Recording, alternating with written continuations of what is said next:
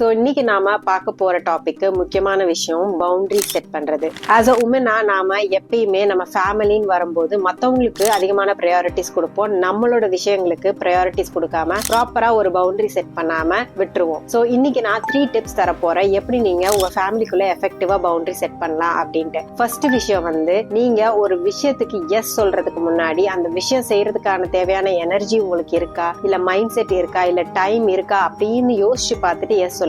எல்லா விஷயத்துக்கும் எஸ் சொல்லாதீங்க. ஏன்னா நீங்க ஒரு விஷயத்துக்கான அலைன்டா இல்ல அப்படின்னா நீங்க தாராளமா அந்த விஷயத்துக்கு நோ சொல்லலாம். செகண்ட் விஷயம், எப்பயுமே எல்லா விஷயங்களையும் நீங்களே செய்யணும் அப்படின்னு எதிர்பார்க்காதீங்க. சில நேரங்கள்ல மத்தவங்களுக்கு அந்த வேலையை பிரிச்சு கொடுக்கறதுல தப்பே இல்லை. மத்தவங்களாலையும் அதை நீங்க எவ்வளவு எஃபெக்டிவா செய்வீங்களோ அதே அளவுக்கு எஃபெக்டிவ்னஸோட செய்ய முடியும். ஸோ எப்பயுமே நீங்களே செய்யணும்னு நினைக்காதீங்க. You can always give it to others. மூணாவது விஷயம், ஒரு விஷயத்துக்கு நோ சொன்னதுக்கு அப்புறம் ரொம்ப கில்ட்டா ஃபீல் பண்ணாதீங்க. ஏன்னா நீங்க நோ சொல்றீங்க அப்படின்னா அது நோ தான். மத்தவங்களுக்கும் அது பழகிருச்சுன்னா அவங்களும் உங்களோட பவுண்டரிஸை ரெஸ்பெக்ட் பண்ணுவாங்க, உங்களோட பிரைவசியையும் ரெஸ்பெக்ட் பண்ணுவாங்க. இது உங்களுக்கு ரெசனேட் ஆச்சுன்னா உங்க ஃப்ரெண்ட்ஸ் அண்ட் ஃபேமிலிக்கு ஷேர் பண்ணுங்க.